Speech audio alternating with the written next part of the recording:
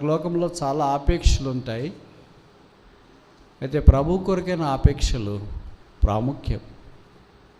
అవి కనీసం 5 బైబిల్లో రాయబడ్డాయి.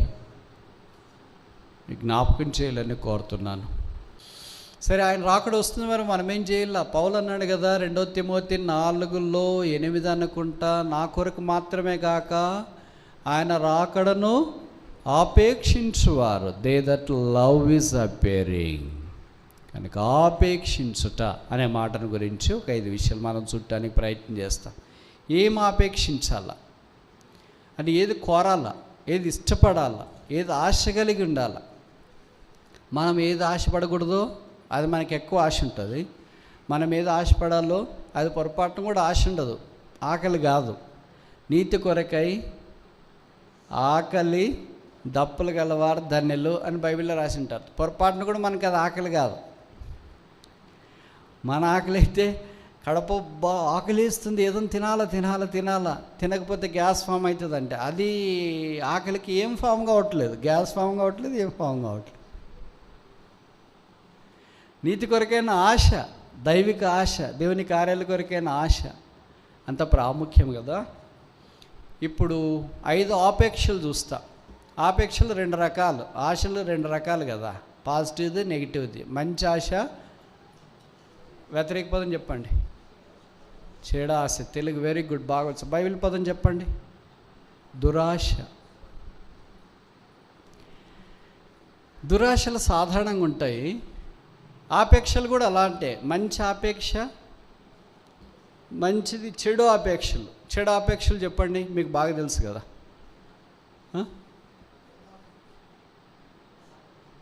చెప్పు, మంచిదే. Very good. మాంసాపేక్ష మనకు రైట్ చెప్పినారు, చూడు ఎంత కరెక్ట్గా చెప్పినారు. ఏముంది, అంత సాంబార్తోనే ఉంది. ఇశ్రాయేలు కూడా అలాగే అనుకున్నారు. ఏముంది, ఎప్పుడు కూరగాయలు కూరాకులు ఇవే ఉన్నాయి సంఖ్యాకాండంలోన. మాకు అసలు మాంసాపేలేవే లేకుండా అయిపోయింది. ఎలాగుంటాం బ్రదర్, 45 సంవత్సరాలు మాంసం తినకుండా. మరీ విచిత్రం కాకపోతే లెంట్ డేస్ అన్న 40 రోజుల్లోనే ముగించేస్తారు. తర్వాత అంతా కవరేజ్ చేస్తారు అనుకో, కలిపి కొట్టేస్తారు. ఇన్నేళ్ల నుండి ఇలాగే ఉన్నామని అనుకున్నారు వాళ్ళు, మాంసాపేక్ష కలిగిన వాళ్ళు. ఇంకా వెరీ గుడ్, అంత కరెక్ట్గా ఎట్లా చెప్పారక్క. ధనాపేక్ష సమస్త కీడులకు మూలం. దాన్ని కావాలని అనుకుంటారు. వేలలో ఉండేవాళ్ళు లక్షల్లో ఉండేవాళ్ళు కోట్లలో ఉండేవాళ్ళు లక్షల కోట్లలో అది ఉండేవాళ్ళు అంతా నాకే కావాలనుకుంటారు. తర్వాత పోయేటప్పుడు 6 అడుగుల స్థలమే కదా కావాల్సింది, దానికి ఇంతెందుకు. అప్పుడు ఈ లక్షలు తీసుకుని వచ్చి ఎవరు ఏరు కదా. ఒకళ్ళు నువ్వు ఉంగరమో అది ఇది పెట్టుకున్నా కూడా వెళ్ళేటప్పుడు స్నానం చేయించేటప్పుడు కోడుకో కూతురో కోడలు ఎవరో వచ్చి తీసుకొని పోయింటారు. ఏంటి అది శుభ్రం చేస్తున్నాము. చివరికి కనీసం అది కూడా రాకుండా నీకు వెళ్ళిపోతా ఉన్నావు. మరి ఎందుకో తెలియదు. ధనాపేక్ష మాంసాపేక్ష ఎందుకు అడుగుతున్నానంటే మీరు ఇట్లా ఆలోచించడానికి అవకాశం ఉంటుందని. సరే, ఫైనల్ చెప్పండి.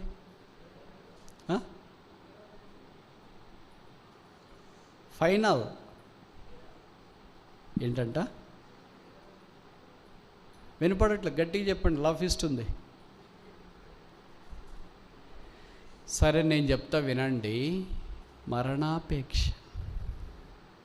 మరణాపేక్ష కలిగిన వాడెవరు తెలీదా? ఏలియా మరణాపేక్షలు. చూడు ఎంత ప్రవక్త అయినా భూమి పైన అగ్నిని కిందకి దించినాడు, వర్షాన్ని కిందకి దించినాడు, చచ్చిపోయిన వాడినే బతికించినాడు. ఆయన కూడా ఆపేక్ష వచ్చింది, మరణాపేక్ష. కానీ ఈ ఆపేక్షలు 5 ఉన్నాయి. ఇది వద్దు మనకి. మాంసాపేక్ష వద్దంటే ఎట్లా బ్రదర్, అసలు దానికే బతికేదిడా, మీ ఇష్టము. ధనాపేక్ష కూడా వద్దు. మీరు ఏది కావాలనుకున్న మాత్రం అది మీ ఇష్టము. ఆఖరిది మాత్రం వద్దు. ఏంటిది ఆఖరిది? మరణాపేక్ష వద్దు. సరే, ఇప్పుడు మంచి ఆపేక్షల్లోనికి వస్తా. మంచి ఆపేక్షల్లో మొదటిది పేతురు రాసిన పత్రిక 2వ అధ్యాయము.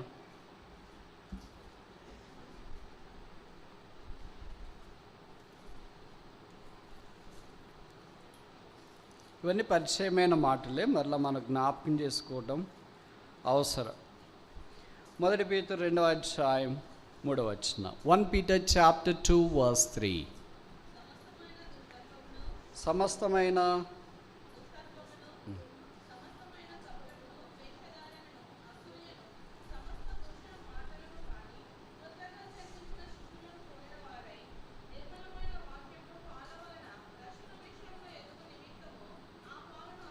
చాలు. మొదటి అపేక్ష ఏంటి? covet the scriptures, love the scriptures, desire the scriptures. నిర్మలమైన పాలు, unadulterated, unmixed, uncontaminated. ఈ నిర్మలమైన పాలు, ఇదే దేవుని వాక్యం. దీన్ని ఆపేక్షించడి. పేతురు రాస్తున్న మాటలు మనకు జ్ఞాపకం చేయబడుతున్నాయి. కనుక ప్రభువు రాకడి కొరకు మనం సిద్ధపడుతున్నామంటే మొదట ఆపేక్ష ఏం కలిగి ఉండాలంటే we should desire for the word of God, love the word of God. దేవుని వాక్యాన్ని ఇష్టపడాలా, ప్రేమించాలి. అయ్యో వాక్యం ఇష్టపడకపోతే ఎందుకు బ్రదర్ ఇంతమంది వస్తాము, మేము రాసుకుంటున్నాం, చదువుతున్నాము, అన్నీ బాగానే ఉంటాయి. మనకి వాక్యానికి మన దానికి ఉన్న ప్రాబ్లం ఏంటంటే వాక్యం చేతిలో ఉంటుంది. Word of God is in the hand but not in the heart. There is a sea of distance between hand and a heart. అక్కడికి ఇక్కడికి ఎవరు మనుషుడు ఎక్కిపోలేనంత అగాధం ఎలాగుందో ధనవంతుడికి లాజర్కి, మనం పట్టుకునే వాక్యానికి హృదయానికి కూడా అదేంటో దగ్గర పట్టుకొని ఉండమే. దగ్గర పట్టుకొని ఉన్నాం, ఫిజికల్గా దగ్గర, బయలాజికల్గా దగ్గర, వాటెవర్ స్పిరిచువల్గా, ఆత్మీయంగా. అది ఎక్కడ ఉంటే మనం ఎక్కడ ఉంటాం. ఉత్తరం వైపు వాక్యం అయితే ఉత్తరం వైపు ఉంటే మనం దక్షిణం వైపు, తూర్పు వైపు ఉంటే మనము పడమర వైపు. అందుకనే వాక్యంలో రాశారు కదా, యాకోబు అన్నాడు కదా, మీరు వినవారు మాత్రమై ఉండి మిమ్మల్ని మీరు మోసపరచుకొనక వాక్య ప్రకారం జీవించువారై ఉండడి. నేను ఈ మాట అంటే కొంతమంది అంటారు, ఎక్కడైతుంది బదర్ ఇది, ఏదో యేసుప్రభు, పౌలు, పేతురు ఇలాంటి వాళ్ళు భక్తులు అయినారు కానీ మనకి ఎక్కడైతుంది, అందులో ఉబ్లీలు ఎక్కడైతుంది కదా. ఎక్కడేం కాదు, ఆశ ఉంది. ప్రభా నీ వాక్య ప్రకారం ఉండాలనుకుంటున్నాను. ఒక చిన్నది, అబద్ధం ఆడొద్దు, అబద్ధం ఆడకుండా ఉండాలనుకుంటున్నాను. రోజుకు ఒక అబద్ధం ఆడితే 30 రోజులకు 30 అబద్ధాలు, నెలకి సంవత్సరానికి 365. రక్షణ పొంది ఇప్పుడు ఎన్నేళ్ళు అయింది? 10 ఏళ్ళు, 20 ఏళ్ళు అయింది. 10 ఏళ్ళు అయిన వాళ్ళు ఎన్ని అబద్ధాలు? మినిమం కౌంట్ ఇది. ఒక అబద్ధాలే ఇన్నైతే ఇంకా ద్వేషము, కుళ్ళు, కపటము, మోసం, నేను చెప్పింది కాదు, పైన చదివారు కదా మీరు ఇందాక. సమస్తమైన వేషధారణ, దుష్టత్వము, కపటము, అసూయ, ద్వేషము ఇవన్నీ మాని. ఈ పేతురు రాస్తున్నాడు ఎవరికి? చెదిరిన భక్త కోటికి, అంటే మనలాంటి యేసుప్రభు రక్తం ద్వారా కడగబడిన వాళ్ళకి. ఇది లోకస్తులకు కాదు పత్రిక. మరి వాళ్ళందరిలో ఇవన్నీ ఎందుకు వచ్చినాయి? మరి వాళ్ళనే కదా ఉండేది, బయట వాళ్ళు కాదు కదా. బయట వాళ్ళు బాగుంటారు, అవునంటే అవును, కాదంటే కాదంటే. మనం అలా కాదు, అవునంటే కాదు, కాదంటే అవును అని అర్థం. బయటికి చాలా బాగానే చెప్తుంటాం కానీ అంతరంగంలో చాలా చాలా పెనువేసుకొని ఉంటాయి. అందుకనే ఆత్మీయమైన పాలను ఆపేక్షించలేకపోతున్నాం. పాలన చూడండి, చిన్నపిల్లవాళ్ళు పాలన అపేక్షిస్తున్నాడంటే చిన్నపిల్లవాళ్ళ అంత అమాయకత్వం. నువ్వు చూపించి చేకలేస్తే నవ్వుతూ ఉంటాడు. మనం ఏం చేస్తుంది అంత రెస్పాండ్ అవుతాడు. మీకు తెలుసు కదా, తల్లి గర్భంలో 6 నెలలు అప్పటి నుండి పిల్లవాడికి చెవులు వినపడతాయి. ఇంకోసారి చెప్పనా, తల్లి గర్భంలో 6 నెలలకి చెవులు వినపడే స్టార్ట్ అవుతాయి. అందుకనే గర్భవతులైన స్త్రీలు దేవుని వాక్యము, పాటలు అవి ఇవన్నీ వినండి అని ఎందుకు చెప్తామంటే వాడికేం వినిపిస్తుందా బ్రదర్ అని అంటారు కదా మీరు. బైబిల్లో రాసినారు ఇది. ఏది రాసినారు? దావీదు అన్నాడు కదా, తల్లి యొద్ద స్తన్యపానము చేయిచుండగా నీవే కదా నాకు నమ్మిక పుట్టించితివి. అప్పుడు ఏది వింటాడో అదే పని చేస్తుంది. మీరు ఏదేదో లోకాభిరామణం అంత పెట్టుకుంటే కుదరదు అప్పుడు. అందుకనే అప్పుడు దైవవాక్యము, దైవ పాటలు, దైవ సాన్నిధ్యాలు, దైవికమైన సంగతులన్నీ వినటానికి ప్రయత్నం చేయాలి వాళ్ళంటే అర్థమైంది కదా. తర్వాత బిడ్డ పుట్టిన తర్వాత 3 నెలల తర్వాత మొట్టమొదటి తల్లిని గుర్తుపట్టేది. You will have recognition capacity 3 నెలలకి. తల్లిని గుర్తుపట్టిన తర్వాత రెండవది తండ్రిని తండ్రిని కాదు మొదటి గుర్తుపట్టేది. దేవుడు అట్టు పెట్టాడు, మరి డిఎన్ఏ ఏం చేయాలా? అలాగే మనం కూడా రక్షణ పొందిన తర్వాత దేవుని యొక్క సంఘములోనికి వస్తున్నాము. సంఘము ద్వారా దేవుడు అనుగ్రహిస్తున్న ఈ పాలు, ఈ వాక్యము, దీన్ని మనం ఆపేక్షించాలని కోరబడతాం. విచిత్రం ఏంటంటే ఇది మనకు పనిచేయలేకపోతుంది. మీకు తెలుసు కదా, పాలు అందరూ తాగలేరు, అందరికి ఇష్టం ఉండదు. చిన్నపిల్లలకి పెద్దలకు మాత్రమే పాలు ఇష్టం ఉంటుంది. మధ్య వయసు బీటెక్ చదివేవానికి మధ్యాహ్నం పాలు తాగుతావా బిర్యానీ తింటావా అన్నావు అనుకో, ఏమంటారు? ఏం తాగుతారంటారు? వాళ్ళకి పాలు, పెరుగు, మజ్జిగ, నెయ్యి ఇవన్నీ మంచిది ఆరోగ్యానికి. నువ్వే తిను, నువ్వే తాగు. వాళ్ళకి అప్పుడు కావాల్సింది స్టార్టింగ్ నుండి double omelette, cake, ice cream, biryani, పీసులు, డ్రైలు, ఫ్రైలు అయితే అబ్బా mummy I love you so much మా. అలా కాకుండా ఉదయం నుండి చెప్పినావు అనుకో, రాగ సంగటి చేశాను రా, మధ్యాహ్నం రాగజావ చేస్తాను, నువ్వే తిను, నేను రాను ఇంటికి 2 రోజులు. సో యవనస్తులు ఆత్మీయంగా వృద్ధి పొందేవారు. అందుకే యోహాను భక్తుడు రాస్తాడు మొదటి పత్రిక 2వ అధ్యాయం, యవనస్తులారా దేవుని వాక్యం మీద నిలిచింది కనుక మీరు బలవంతులు, you are strong because the word of God is there. దేవుని వాక్యం అలాగా ఆశపడాలి, ఆపేక్షించాలి. వాక్యములో పాలవలే సామాన్యముగా వాక్యం బోధించేవారు ఉన్నారు, తర్వాత మర్మం లాంటి బోధించి మాంసవలే ఆహారం పెట్టేవాళ్ళు ఉన్నారు. రకరకాలైన బోధకులను దేవుడు మనకు అనుగ్రహించినాడు, పరిచారకులు ఇచ్చినాడు, పరిశుద్ధాత్మ దేవుడు వాళ్ళు వాడుకుంటున్నాడు. కనుక మనం ఆపేక్షించేవారుగా ఉండాలి.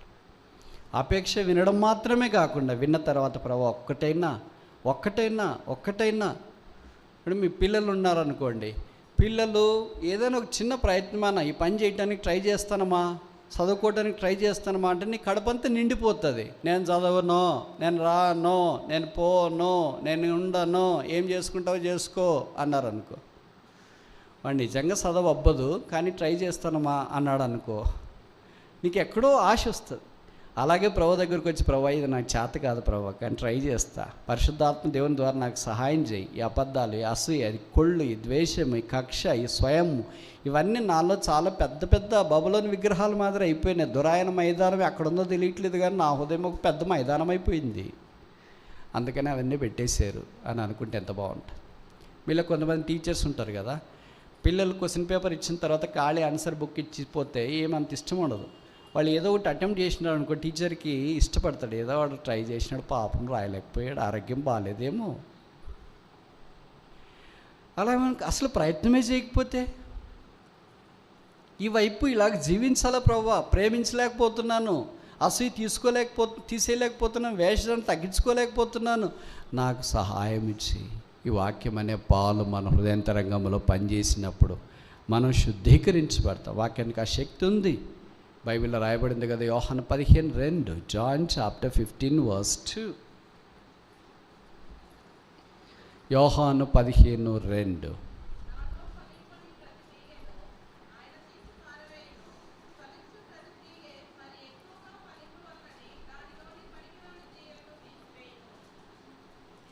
మూడో వచనం సిస్టర్, చాలు. దేన్ని బట్టి? ఆయన మాటలో పవిత్రత ఉంది. There is purity, sanctification, holiness in his word. మనం ఎలాగ పవిత్రమయ్యామంటే, నేను మీతో చెప్పిన మాటను బట్టి మీరు ఇప్పుడు పవిత్రులైనారు. అందుకే నిర్మలమైన పాలు మనల్ని ఏం చేస్తుందంటే పవిత్రులుగా చేస్తుంది. పవిత్రుడిగానే ఉండనేమో, అన్యాయస్తుడిగానే ఉండనేమో, న్యాయవంతుడిగానే ఉండనేమో. ఎలాగ జీవించేవాళ్ళు అలాగే ఎవరి దారిలో వాళ్ళు ఉండని. వదినాన ప్రధాన కాపరి ప్రత్యక్షం కాబోతామన్నాడు. కనుక వాక్యం అనే పాలన ఆపేక్షించి ఆ వాక్యం ద్వారా బలపరచబడి మనం ముందుకు సాగిపోవాలని కోరబడుతున్నాం. రెండవది చూస్తామా, ఫిలిప్పీ పత్రిక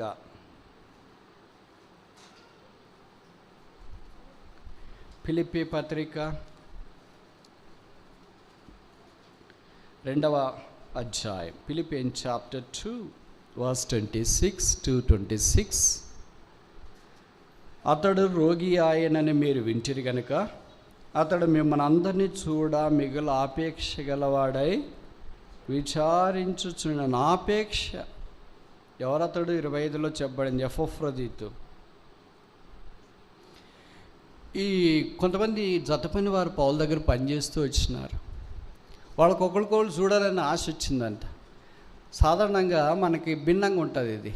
ఎందుకంటే పౌలు ఎపఫ్రొదితుని బాగా చూసుకున్నాడు, ఎపఫ్రాని సరిగ్గా చూసుకోలేదు, తిమోతిని బాగా చూసుకున్నాడు, తీతుని సరిగ్గా చూసుకోలేదు. ఇవన్నీ డిస్క్రిమినేషన్ మనకు వస్తుంది కదా. మీకు తెలుసు కదా, తీతు పెద్దోడా తిమోతి పెద్దోడా? ఎవరు? Who is senior? తీతు సీనియర్. కానీ తీతుని ఏ సంఘంలో పంపించినారో తెలుసా? Timothy junior. తిమోతికి ఏ సంఘాన్ని పంపించినారో తెలుసా? ఈ మాటలు ఈ దినాల్లో మనం ఏంటి అని అనుకుని ఉంటాం. వేరుగా వాళ్ళు వీళ్ళకి ఏదైనా టచ్ ఉందేమో, లేకపోతే ఇంకేమైనా ఊరోళ్ళేమో, బంధువులేమో, తెలిసిన వాళ్ళేమో, కులస్తులేమో, ప్రాంతీయులేమో, ఏదో ఒకటి మొత్తానికి అటాచ్మెంట్ అంటగడతాం. కానీ దేవుని చిత్తం అంట ప్రార్థన చేసి పంపించినారంట అని అనుకోములే. కానీ పౌలు మాత్రం ప్రార్థన చేసి తీతునైతే ఒక చిన్న సంఘానికి పంపించినాడు, తిమోతినైతే ఒక పెద్ద సంఘానికి పంపించినాడు. తీతు అలాగేం ఫీల్ కాలేదు, తిమోతి ఇలాగే ఆయన పెద్దవాడిని నీకింటి అనేం ఫీల్ కాలేదు. అంటే ఇక్కడ నేను చెప్పదలుచుకున్నది ఏంటంటే, పౌలు దగ్గర కొంతమంది పరిచారకులు ఉన్నారు. వాళ్ళు ఒకళ్ళకొళ్ళు బాగలేనప్పుడు చూసుకోవాలని ఆపేక్ష కలిగి ఉన్నారు. మనమైతే ఏం చేసి ఉంటాము? తీతుకి బాగాలేదని తిమోతికి తెలిసి, తిమోతికి బాగాలేదు తీతుకి తెలిసి, ఎపఫ్రాకి బాగాలేదు ఎపఫ్రొదికి తెలిసి, ఒనేసిముకి బాగాలేదు వాళ్ళకి తెలిసే, అందరూ ఒకసారి వెళ్ళిపోయిన బ్రదర్, కరోనా వచ్చి అంత క్లీన్ అయిపోతుంది చెత్త. ప్రభువే చూసుకునేవాడు, ప్రభువే బాగు చేసేవాడు, ఆయన చూడాలని ఆపేక్ష కలిగినవాడు. డూ యూ హ్యావ్ ఏ ఆపేక్ష for other believers, other workers? వాళ్ళేం పరిశుద్ధులేం కాదు. ఇప్పుడే పైనుండి ఎవరు దేని దిగరాలే, ఎవరు దిగినట్లు వాళ్ళకున్నాయి. మీకు తగిలి మీకున్నాయి, నాకు తగిలి నాకున్నాయి. లోకంలో తెలుగులో ఒక సామెత ఉంది కదా, చెట్టుకు తగినంత గాలి ఉందని. కనుక అలా చెట్టుకు తగినంత గాలి ఉంటుంది. అయితే యేసును బట్టి వారు ముందుకు సాగిపోతున్నారు కనుక పౌలు ఇలాంటి అపేక్ష కలిగిన విశ్వాసం. కొంతమంది మామూలుగా మనతో చెప్తుంటారు, అయ్యో బ్రదర్ అని. నాకు ఇట్లాంటివి సాధారణంగా అనిపిస్తుంటాయి. ఏంటి బ్రదర్ మీరు ఇక్కడ కనిపించారు? అయ్యో మిమ్మల్ని చూడాలని వచ్చినాం బ్రదర్ అని. నాకు అలవాటు అయిపోయింది కదా. వాళ్ళు వేరే పనులు చాలా పెట్టుకుని ఉంటారు. ఆ పనులన్నీ చూసుకొని బయటికి మాత్రం నా పేరు వాడుకుంటారు. జయరజన్న మీటింగ్స్ అని వచ్చినాం, ఆయన చూడటానికి వచ్చినాం. ఇంత దూరం వచ్చినాం. వాళ్ళకి బంధువులు ఉంటారు, రక్త సంబంధికులు ఉంటారు, పరీక్షలు ఉంటాయో ఏదో ఒకటి ఉండనే ఉంటుంది. అవన్నీ పనులన్నీ అడ్జస్ట్మెంట్లు చేసుకొని కరెక్ట్గానే వచ్చి ఉంటారు. అదే ఓపెన్గా చెప్పరు కదా, ఇట్లా పరీక్ష రాయడానికి వచ్చాం బ్రదర్, లేకపోతే ఇంటర్వ్యూ ఉందని వచ్చినాం, ఏదో ఎలక్షన్ డ్యూటీకి అని వచ్చినాం, బంధువులు ఉన్నారు వచ్చినాం, మీటింగ్స్ ఉంటే అలాగే కలిసిపోదామని వచ్చినాం. అంటే ఎంత బాగుంటుంది ఫెయిర్గా. అంత ఫెయిర్గా ఉండం కదా మనం, అంత అన్ఫెయిర్ కదా. అయ్యో మిమ్మల్ని చూడాలనే వచ్చినాం, అంత ఫ్లాట్ అవుతామా?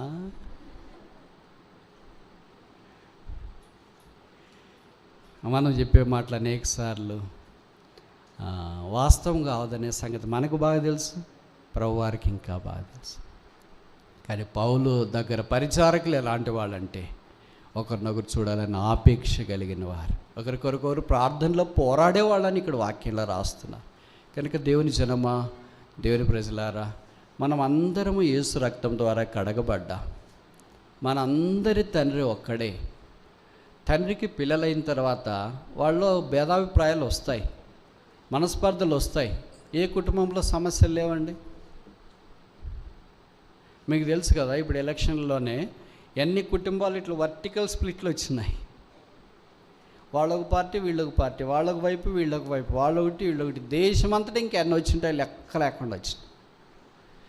కొన్ని పొలిటికల్కి కూడా ఉండొచ్చు అనుకో, అది వేరే విషయం. ఇప్పుడు మనం దాని జోలికి వెళ్ళట్లేదు. కానీ సంగతి ఏంటంటే అభిప్రాయ భేదాలు విశ్వాసాల మధ్యలో ఉండొచ్చు. కానీ అంటే ప్రభువుని బట్టి మన తండ్రి ఒక్కడే, వారి తండ్రి ఒక్కడే. మనకి ఏ రక్తం అయితే చిందించబడిందో వారికి కూడా అదే రక్తమే చిందించబడి, వారు అదే రక్తంలో కడగబడిన వారు కనుక గుర్తించి ప్రభువులో. ఎందుకంటే బైబిల్లో రాసినారు కదా, మనం ఏం విత్తితే అదే కోస్తాం. ఇదేనా మనం ఎవరికైనా కీడు చేయాలని ప్రయత్నం చేస్తే అది తప్పక రాకుండా ఏం పోదు. నేను ఇంతకుముందు కూడా చెప్పాను అనుకుంటా, నేను పిహెచ్డి దాకా గవర్నమెంట్ దాంట్లోనే చదువుకున్నా. 1వ తరగతి నుండి గవర్నమెంట్ అప్పుడు జూనియర్ కాలేజ్, హై స్కూల్ కూడా 7 నుండి ఇంటర్మీడియట్ దాకా దాంట్లో చదివా. పెద్ద కాలేజ్, పాపులర్ కాలేజ్. దాని కాలేజ్ బయట క్లాస్ రూముల్లో కొన్ని స్లోగన్స్ రాస్తారు కదా, మన వాక్యాలు రాసుకున్నట్లు. ఒకటి రాసిన, చెడుపొకరా చెడుదవు అని. చదువుకుంటాం కానీ ఏం తెలియదు కదా అప్పుడు వయసు. కానీ మాకు ఒక మంచి టీచరు, చాలామంది టీచర్లు ఉంటారు, అందరి దగ్గర యాక్సెస్ ఉండదు మనకి. డ్రాయింగ్ టీచర్ ఉండేవాడు, ఆయన దేవుళ్ళు లాంటి వాడు అనేవాళ్ళు. ఎవరినన్నా యాక్సెస్ ఉంటుంది, అట్లా భలే యాక్సెస్ ఉంటుంది. కొంతమంది టీచర్లు మాత్రం ఎవరైనా పోవచ్చు, ఎప్పుడైనా పోవచ్చు, ఏమైనా మాట్లాడితే అన్నిటికీ జవాబిస్తారు. నేను ఒకరోజు వెళ్ళి క్లాస్లో అడిగా, సార్ అక్కడ గోడ మీద ఇది రాశారు కదా సార్, చెడు పక్కరా చెడుదవు అని అంటే, అవును రా నువ్వు అటు చేయకూడదు అన్నాడు. అంటే ఏం సార్ దాని అర్థం అంటే, ఆయన ఉదాహరణతో సహా చెప్పినాడు. అప్పుడు అంటే మాకు ఉండేది అవే కదా, నువ్వు వేరేవని పెన్సిల్ దొంగతనం చేస్తే నీది కూడా ఎవడని దొంగతనం చేస్తాడు. నువ్వు వేరేవని రబ్బర్ ఎరేజర్ అంటారు కదా, మీరు ఇప్పుడు వాడరు అనుకుంటా కదా, అది దొంగతనం చేస్తే నీది కూడా ఎవడో ఒకటి తీసుకుంటాడు. ఎవరిది కొత్త నోట్బుక్ వచ్చిందని నువ్వు దొంగతనం చేస్తే నీది కూడా ఎవడో ఒకటి తీసుకుంటాడు రా. నాకు అన్ని కొనే అంత లేవు సార్ అని చెప్పిన. ఇప్పుడే జరుగుతుందని లేదురా, కొనే రోజు గుంటే జరగవచ్చు, నీకు ఎప్పుడైనా జరగవచ్చు. కానీ వాస్తవం ఏంటంటే చెడు పక్కరా చెడుదా. కనుక దేవుని ప్రజలమైన మనము దైవికమైన ఆపేక్ష కలిగి, విశ్వాసలో దేవుని ప్రజలు ఆరాధన చేసేవారు, ప్రార్థన చేసేవారు, వారి మీద ఆపేక్ష కలిగి యాత్ర కొనసాగించాలని కోరబడుతున్నా. 3వది చూస్తామా? కొరింథీయులకు రాసిన మొదటి పత్రిక 14వ అధ్యాయం, 1 Corinthians chapter 14.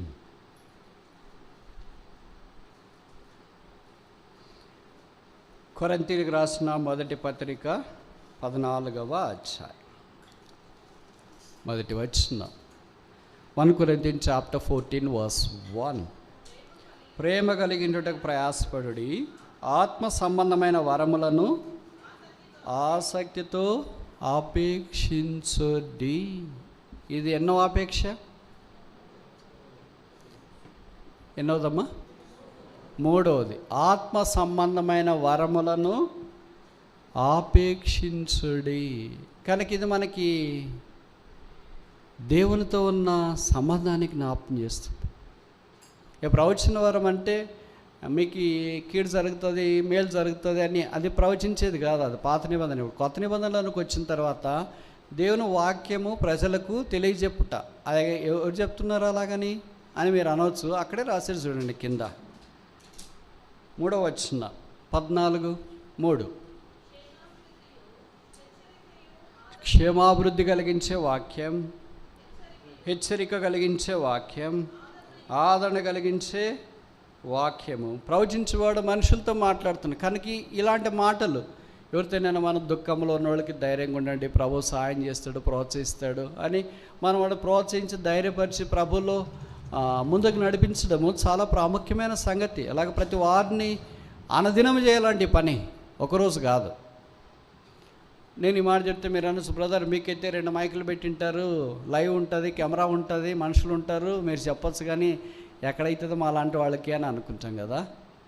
ప్రభువు మనకు అనుగ్రహించిన కృపావరాల్ని ప్రజ్వలింపజేసుకోవాలన్నాడు. దాంట్లో ఆపేక్షించవలసింది, అన్నిటికంటే ఎక్కువగా ఆపేక్షించవలసింది ఆయన యొక్క వాక్యము ఇతరులకు పంచుకోవటానికి. మరి అదే సమయంలో దేవుని యొక్క వాక్యం ఇతరులకు దేవుని యొద్ద నుండి తీసుకుని వచ్చే భాగ్యం. ఒక యాజకునికి ప్రవక్తకి తేడా మీకు తెలుసు కదా. పాత నిబంధనలో యాజకుడు వేరే, ప్రవక్త వేరే. పాత నిబంధనలో యాజకుడు అంటే ప్రజల తరపున దేవుడి దగ్గరికి వెళ్తాడు. పలానా వాళ్ళు పలానా పాపం చేసినారు, ఇదిగో గొర్రెని తెచ్చినారు, గాడిదని తెచ్చినారు, ఎద్దుని తెచ్చినారు, తర్వాత పావురం తీసుకుని వచ్చినారని దహన బలిదాన్ని అర్పించి దేవుడి దగ్గరికి వెళ్తాడు. వారి పాపాలకి నివారణ కలుగుతుంది. ఆయన్ని యాజకుడు అనేవాళ్ళు. ప్రవక్త అంటే ఏంటంటే దేవుని యొద్దనుండి మనుషుని దగ్గరికి వస్తాడు. నువ్వు వెళ్ళు, బేర్షబాకి ఇలాగ చెప్పు, యెహోవా సెలవిచ్చినదేమనగా, ఇంకా దానికి ఏం తీరకుండదు. దేవుని దగ్గర నుండి మనుషుని దగ్గరికి వచ్చే వ్యక్తి ప్రవక్త, మనుషుని దగ్గర నుండి దేవుడి దగ్గరికి వెళ్ళేవాళ్ళు యాజకులు. ఇప్పుడు కొత్త నిబంధనలోనికి వచ్చిన తర్వాత యేసుక్రీస్తు యొక్క రక్తమును బట్టి మనం యాజకులుగా, ప్రవక్తలుగా ప్రభు మనకి కృప అనుగ్రహించినాడు. అంటే ఎవరు పరిచయం వాళ్ళది. కొంతమందిని దేవుడు పూర్తి సమయం పరిచయం కొరకు పిలిచిండొచ్చు. కొంతమంది మా మదర్ క్వార్టర్ టైం మినిస్ట్రీ, మీ mother half time ministry, full time ministry, రకరకాల పరిచయం కొరకు పిలిచిండవచ్చు. ఆ పరిచయ ధర్మం వేరే. Calling is different and function is different. మనం చేస్తున్న పనిని బట్టి దేవుడు మనకు బహుమానం దయచేస్తాడంట. అది మనుషుల వల్ల ఇచ్చే బహుమానం కాదు, పక్షపాతంతో కూడిన బహుమానము కానే కాదు, వ్యర్థంగా ఇచ్చే బహుమానం అసలే కాదు. మనకు తెలుసు కదా, ఇచ్చేస్తాములనే బహుమానము అసలే కాదు. ప్రతి వాని క్రియ చొప్పున వానికిచ్చుటకు సిద్ధపరచబడిన బహుమానము ఎక్కడుందమ్మా? బ్యాంకులో కాదు, అకౌంట్లో కాదు. బ్యాంకులో ఉన్న అకౌంట్లోనైతే ఏదైనా ఆన్లైన్ ట్రాన్స్ఫర్ పెడదామని, ఇది ఆన్లైన్ ట్రాన్స్ఫర్ కుదరదు. ఆయనే మనకి ఇవ్వటానికి రెడీగా ఉన్నాడు. పర్సనల్. ఇప్పుడు పర్సనల్ జీతం అన్నారు ఇంక ఎలాగుంటుంది? ఇప్పుడు మీకు బ్యాంకులో అకౌంట్లో పడిపోతుంది కనుక మీరు ఏమనట్లేదు. అలా కాకుండా రోజు జీతం తీసుకునే వాళ్ళంతా కలెక్టర్ దగ్గరికి వెళ్ళి తీసుకోవాలనుకో, అప్పుడు మీరు ఏమంటారు? అమ్మో కలెక్టర్ దగ్గరికి జీతం వద్దులే. రోజు కలెక్టర్ దగ్గరికి ఎలాగెళ్తాం? ఆయన ఏం అనడం తెలిసినా కూడా పొజిషన్ని బట్టి, ఆ గౌరవాన్ని బట్టి, లేదా ఆ బాధ్యతను బట్టి ఒకలాంటి భయం అనేది మనకు వస్తుంది. అలాగే ప్రభు కూడా నిలబడి బహుమానం ఇస్తున్నా, అందరిని రమ్మని చెప్పి ఒకసారి అని అన్నాడు అనుకో. బేర్షబా, హుబ్లీ రండి, నిలబడండి అందరు వరుసగా. అప్పుడు ముందు ఎవరు నిలబడతారు చెప్పండి? ఇప్పటిదాకా ముందున్న వాళ్ళు అంటానా, నువ్వు ముందు నిలబడు.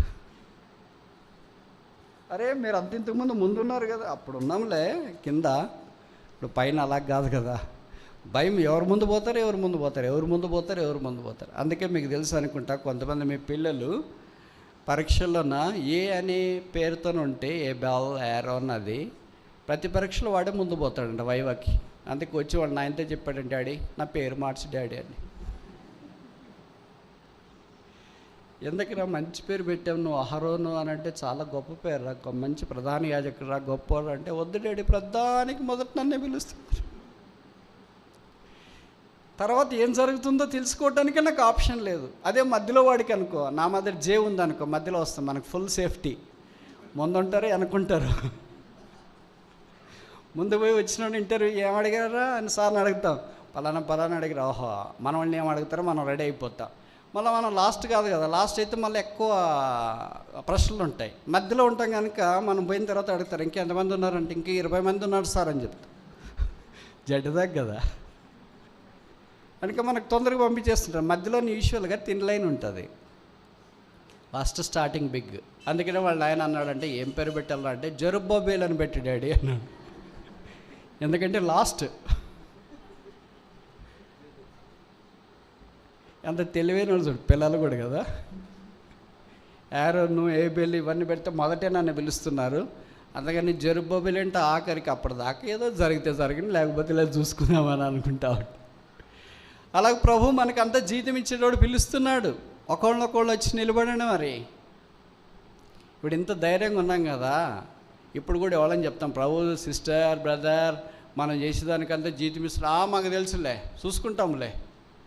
ఏం చూసుకునేది? దేవుడికి లెక్క చెప్పుకుంటాంలే, ఏం చెప్పుకునేది? ఇక్కడ బయట అలాగ మాట్లాడతాం మనం. అక్కడికి వెళ్ళి ఒకసారి నిలబడిన తర్వాత దేవదూతలు వచ్చి మనల్ని అంతా సెట్ చేశాను అనుకోండి, బ్రదర్ మీరు ఈకిపోయారా, యేసుప్రభు దగ్గరికి వెళ్ళాలంట కదా. లేదక్క మాకేమి ఇట్లేదు, ఆయనే ఇస్తున్నాడు అన్నీ. మా ఊరు అన్నీ మీరు తీసుకురండి, అట్లా కుదరదు. మా మందిరం అన్నీ మీరు తీసుకురండి, అట్లా కుదరదు. మా వాగ్దానాలన్నీ, మా జీతం అన్నీ తీసుకురండి, అట్లా కుదరదు. బైబిల్లో రాశారు, ప్రతి వాని క్రియ చొప్పున సిద్ధపరిచిన బహుమానం ఇచ్చుటకు నా యొద్ద. కనుక వాళ్ళందరినీ వరుసగా నిలబెట్టండి. అబ్బో ఇదంత కష్టమైన సంగతి. అయితే ప్రభుకు స్తోత్రాలు. ప్రభు చేతుల మీదుగా మంచి ప్రైజులు వచ్చింటే, గోల్డ్ మెడల్ లాంటి వచ్చినారనుకో, ఎవరైనా ఏముండవు వాళ్ళకి, ఇంకా చాలా సంతోషంతో పోతారు. మీకు గవర్నర్ ఇస్తారంట, రాష్ట్రపతి ఇస్తారంట, అంటే సీఎం ఇస్తారంట, పిఎం ఇస్తారంట, టైగి అంత కట్టుకొని ఫుల్గా జబర్దస్త్లో 3-4 ఫోటోగ్రాఫర్ని పెడతారు. ఎందుకంటే ఫెయిల్ అయిపోయినా, ఒకటన్నా బాగుంటుందో, బాగా దిగిరా అని.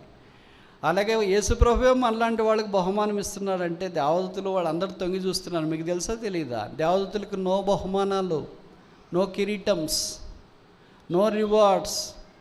అన్ని పాపలమైన మన కొరకు యేసుప్రభు రక్తం ద్వారా కడగబడినందుకు. వాళ్ళు బాగా పని చేస్తారు కదా, ఇవ్వాలనుకుంటే అన్ని వాళ్ళకే వస్తాయి. First prize, second prize, third prize అన్నీ. మనకి కన్సలేషన్. ఇప్పుడు ప్రభుకి స్తోత్రాలు, ప్రైజులన్నీ మనకే, కన్సలేషన్ కూడా మనకే. దేవతలకి ఏం లేదు, అలాగే చూస్తూ ఉంటారు వాళ్ళు. ఇంకా కావాలంటే ప్రభు చెప్తాడు, చప్పట్లు కొట్టండి ఉబ్లి వాళ్ళు వచ్చినారని.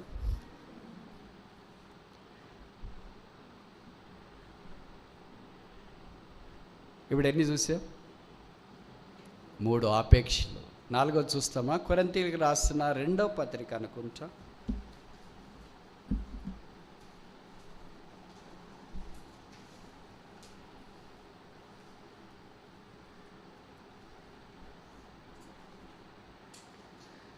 ఐదవ అధ్యాయం, 2 Corinthians chapter 5, 9. 2 Corinthians chapter 5 verse 9.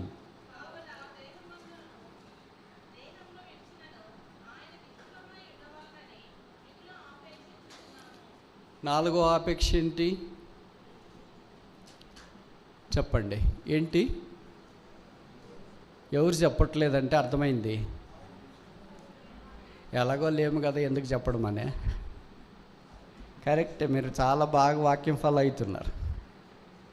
ఆయనకి ఇష్టమై ఉండాలని మిగిలిన ఆపేక్షిస్తే. ఎంత పెద్ద పదం కదా ఇది, ఎంత యాప్ట్ పదం కదా, ఎంత ఇష్టమైన పదం కదా.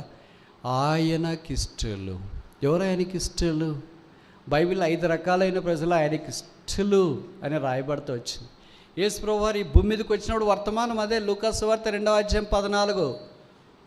వెంటనే ఆ దూతతో కూడా పరలోక సైన్య సమూహము సర్వోన్నతమైన స్థలములలో దేవునికి మహిమ, ఆయనకి ఇష్టలైన మనుషులకు భూమి మీద సమాధానం, peace on the earth to them.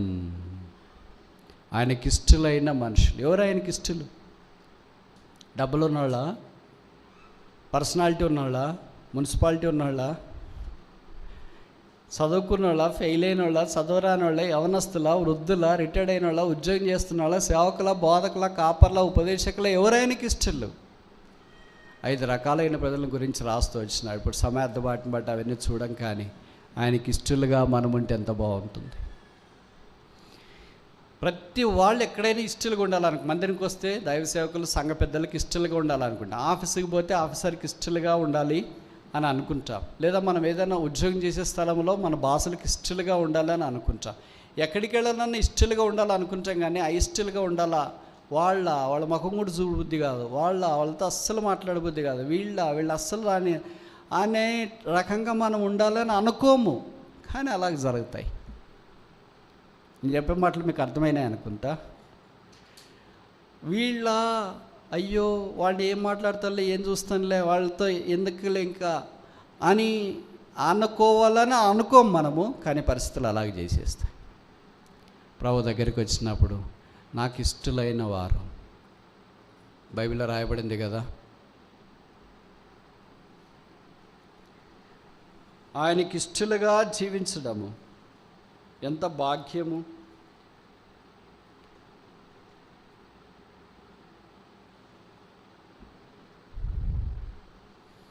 లోకంలో గొప్పవారికి ఇష్టలుగా ఉండాలని చాలా తాపత్రయం.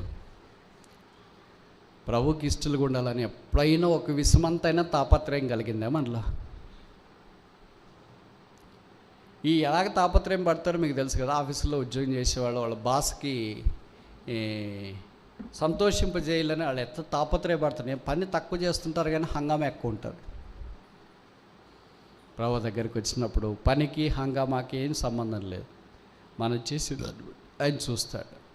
బైబిల్లో రాయబడింది, ఎవరిని గురించి ఎవడును ఆయనకు సాక్ష్యం ఇయ్య అవసరం లేదు, యేసు అందరిని ఎరిగినవాడు. మనం ప్రార్థనలో యేసు ప్రభు వారికి సాక్ష్యం చెప్తుంటాం. ఆయనకి తెలియదు అనుకోండి, ప్రభువా వాళ్ళ సంగతి మీకు బాగా తెలుసు కదా అంటూనే ఉంటాం, మళ్ళీ మనం చెప్తానే ఉంటాం. ప్రభువుకి అందరూ తెలుసు. అందుకే మొదట వ్యక్తిని మాత్రం నేను చెప్తా, విశ్వాసం లేకుండా దేవుడికి ఇష్టలై ఉండట. కనుక దేవుడికి ఇష్టలుగా ఉండాలంటే ఏం కావాలా? మొదటిది ఫెయిత్. ఆ ప్రభు వస్తున్నాడు, ఆయనను మనం ఎదుర్కోబోతున్నాము అనే నిరీక్షణతో పాటు విశ్వాసం కలిగి ప్రభువే మన నిరీక్షణ. కొలస్సీ 1:27 కదా, Christ the hope of glory, క్రీస్తే మహిమా నిరీక్షణ అయి ఉన్నాడు. దాని కొరకే మనం విశ్వాసం కలిగి ఉన్నాం. అబ్రహాం విశ్వాసం దేని కొరకు? దేవుడు దేనికి శిల్పియు నిర్మాణకుడై ఉన్నాడో పునాదులు గల ఆ పట్టణం కొరకు ఆయన ఎదురు చూస్తూ వచ్చినాడు. దాని కొరకే కనిపెట్టుకొని ఉన్నాడు. మనకి ఇలాగ అనిపిస్తే ఎంత బాగుంటుంది. నేను యేసుప్రభువుకు ఒక్కటే ఇష్టడుగా ఉంటే చాలని. యేసుప్రభువుకి ఇష్టలుగా ఉంటే మిగతా వాళ్ళకి కూడా ఇష్టలుగా ఉంటాం, సైతానికి తప్ప.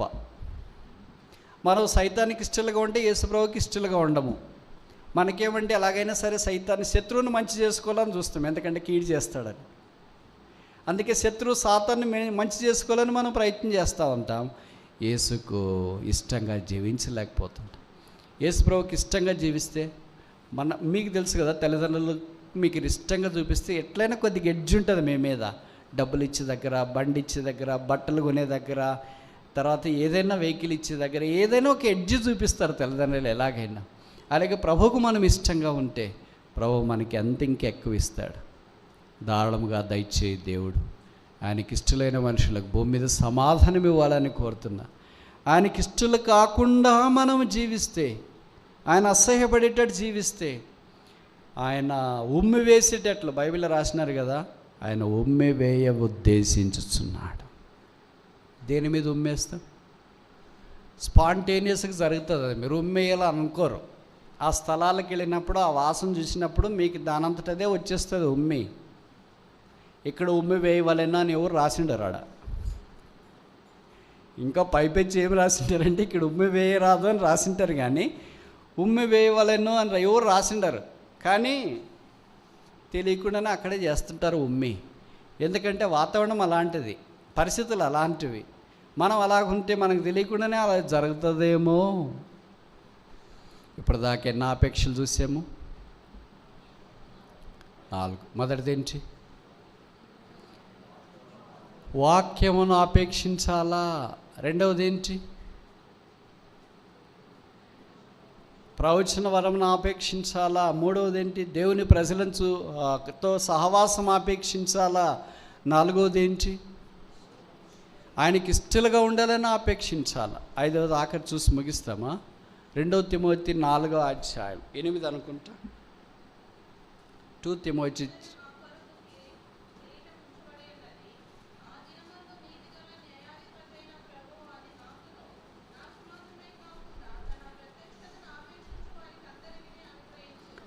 తన ప్రత్యక్షతను ఆపేక్షించేవారు అంటే రాకడను ఆపేక్షించేవారు అందరికీ. This is the final love. ఇది ఆఖరి ఆపేక్ష. ప్రభువే మనల్ని అడిగిన, లోకమే మనల్ని అడిగింది, what is your last desire? నీ ఆఖరి కోరిక ఏంటి అంటే మనకి రకరకాలు ఉంటాయి. సూట్ వేసుకొని చచ్చిపోవాలని కొంతమందికి, బిర్యానీ తిని చచ్చిపోవాలని కొంతమందికి, మెర్సిడెస్ బెంజ్ కార్ దోలు చచ్చిపోవాలని కొంతమందికి, విల్లాలో కొన్ని రోజుల నుండి చచ్చిపోవాలని కొంతమందికి, పట్టు వస్త్రాలు ధరించి చచ్చిపోవాలని కొంతమందికి, ఇలాగ రకరకాలుగా ఉంటాయి. ఎవరికైనా పౌలు లాంటి కోరిక ఉందని, నేను యేసుప్రభువు రాకడ కొరకు ఆపేక్షించి చనిపోవాలి. ఆ రాకడ కొరకైనా ఆపేక్ష 2 తిమోతి 4:8 రాయబడినట్లుగా ఈ ఆపేక్షగా మనకు కలిగి ఉంటే ఎంత బాగుండో. It's a final climax. దేని కొరకే ప్రభు మనల్ని సిద్ధం చేస్తున్నాడు. అందుకే ఆఖరి పేజీలోకి వెళితే, బైబిల్లోని ఆఖరి పేజీ, ప్రకటన గ్రంథం 22వ అధ్యాయం 5 ఆఖరి విషయాలు ఉన్నాయి, చెప్పి ముగిస్తా. There are 5 last things. మొదటిది 22వ అధ్యాయం 13వ వచనం.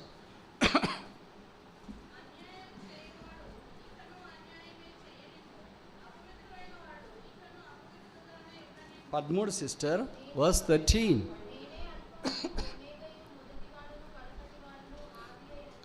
కడపటివాడు అంతంవాడు కనుక లాస్ట్ పర్సన్ యేసుక్రీస్తు ప్రభువే. Christ is the last person. మన జీవితంలో మొదటివాడు ఆయనే, కడపటివాడు ఆయనే. ఇప్పుడు రెండవది 22వ అధ్యాయం, ప్రకటన గ్రంథం 22వ అధ్యాయం 19వ వచనం.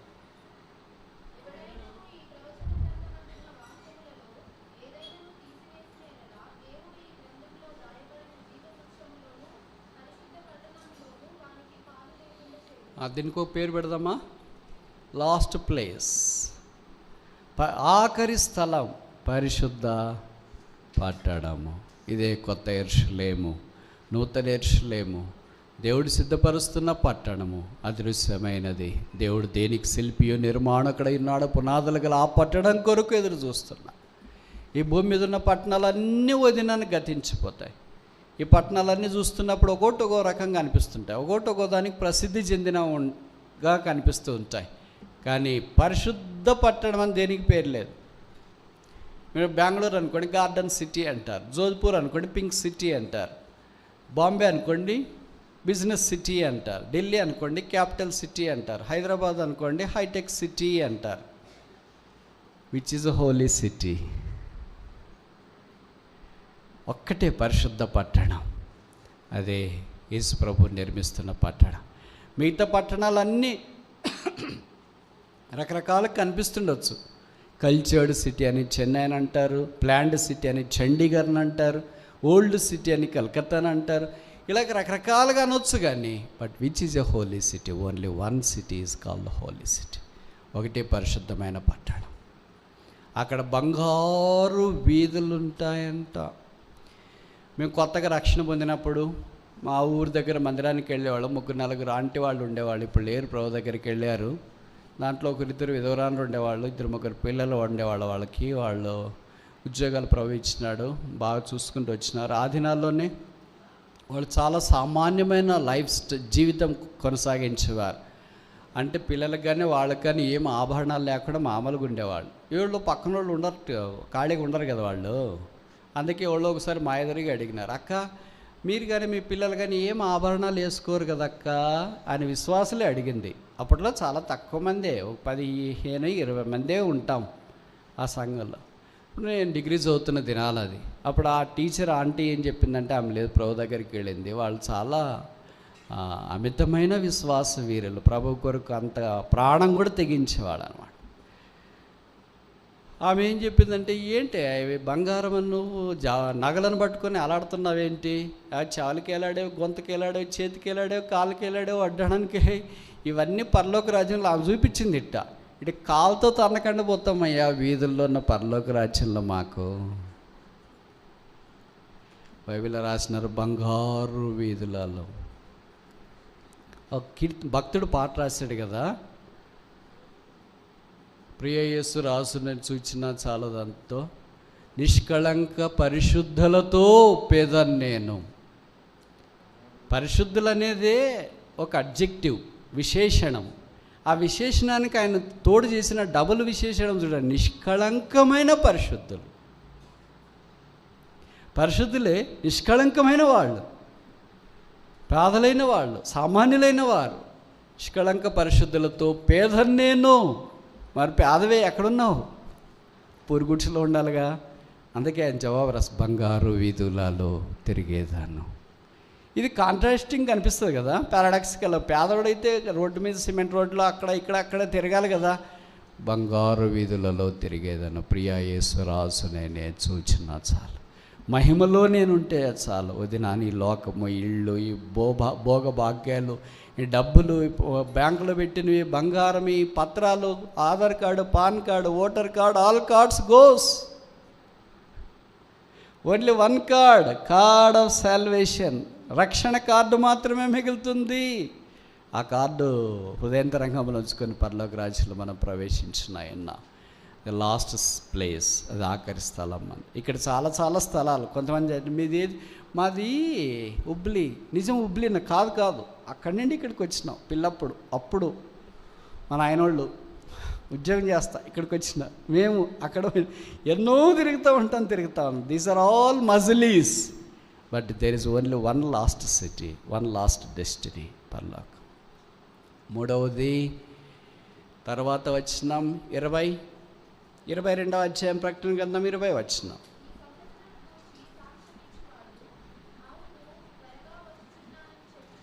చాలు, త్వరగా వచ్చుచున్నానని చెప్పుచున్నాడు. మీకు తెలుసు కదా బైబిల్ వాగ్దానాల బండాగార. ఆఖరి వాగ్దానం ఏమో తెలుసా? ఇదే, this is the last promise. త్వరగా వచ్చుచున్నానని చెప్పుచున్నాడు. ఈ హిమ్సెల్ఫ్ టెలర్. ఆయన ఒక మనిషి కాదు, ఒక రాజకీయ నాయకుడు కాదు, ఒక అధికారి కాదు, ఒక సామాన్య వ్యక్తి కాదు. మొదటివాడు, కడపటివాడు, భూమి ఆకాశాలు కలిగినవాడు, సమస్తాన్ని మహత్తుగల మాట చేత నిర్వహిస్తున్నవాడు, సమస్తమునకు అధిపతి ఆ ప్రభువు. ఆయన నోట్లో నుండి బయలు వెళ్ళిన మాట మార్చజాలడు అని మనం వాక్యంలో చూస్తున్నాం. నా నిబంధన నేను రద్దుపరుచున్నాను. ఆయన చేసిన వాగ్దానాల్లో, శుభ వాగ్దానాలు, పరిశుద్ధ వాగ్దానాలు ఒక్కటంటే ఒక్కటి కూడా ఆయన వ్యర్థపరచరు, మాట తప్పడు. ఆయన పేరే యేసుక్రీస్తు ప్రభు. 4వది కింద వరుస చదవండి. పైన వరుసక వచనంలోనే మొదటి వరుస చదివినారు, తర్వాత వరుస చాలు. Even so Lord Jesus come. This is the last prayer of the church. సంఘం యొక్క ఆఖరి ప్రార్థన. మీరు సంఘానికి ప్రార్థనకు వచ్చినప్పుడు మీకు ప్రార్థన మనలు చాలా ఇస్తారు కదా, 10, 20, 30, 40. పొరపాటును కూడా ఈ ప్రార్థన మనం ఉండదు, ఉంటుందా? The last prayer of the church is even so Lord Jesus come. ప్రభువైన యేసు రా రా రా. అదే ప్రార్థన ఉన్నింది అనుకో, మిగతా పాయింట్లు అవసరమే లేదు.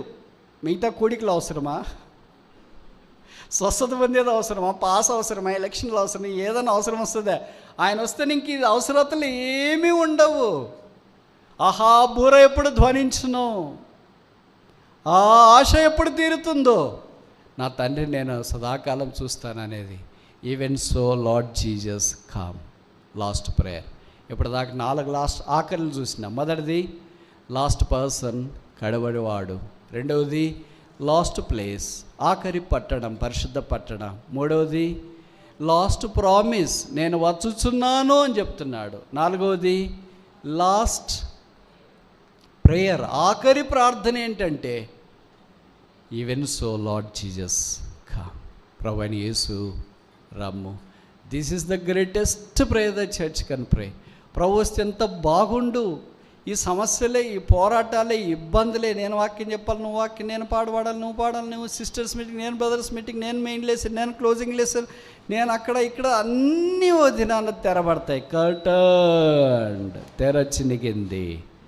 ఎందుకంటే ప్రభు వచ్చినాడు. ఆయనతో పాటు ఉండటానికి మనం కొనిపోబడతాం. ఇప్పుడు చదవండి ఆఖరి వచ్చిన.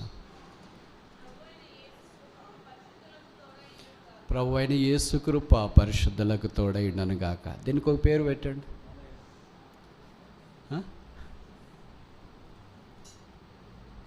మీరు పెడతారు, నేను పెట్టాలా? గుర్తుండటానికి పెట్టుకుంటున్నాం మేము, అంతే. లాస్ట్ ప్రొవిజన్, ఆఖరి సదుపాయం.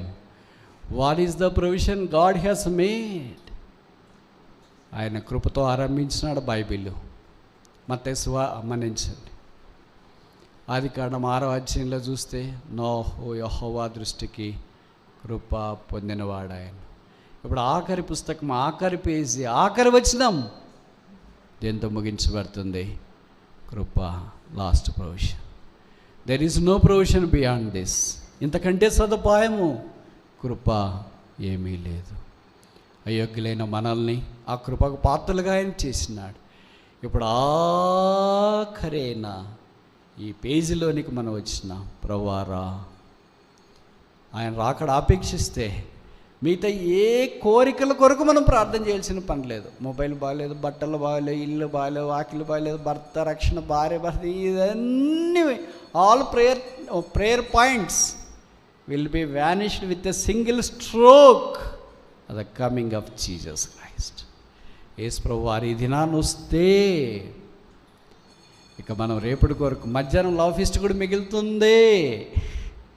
ఎవరు తింటారో మనకు అనవసరం, మనం మార్చబడతాం. ఇప్పుడు రకరకాల డ్రెస్సులు వేసుకొని వచ్చినారు, రకరకాలుగా వచ్చినారు. అందరూ రెప్పపాటున మార్చబడతారండి ఒక్క నిమిషంలో. ఆ బూర శబ్దం వినిన వెంటనే మనం మార్చబడతాం.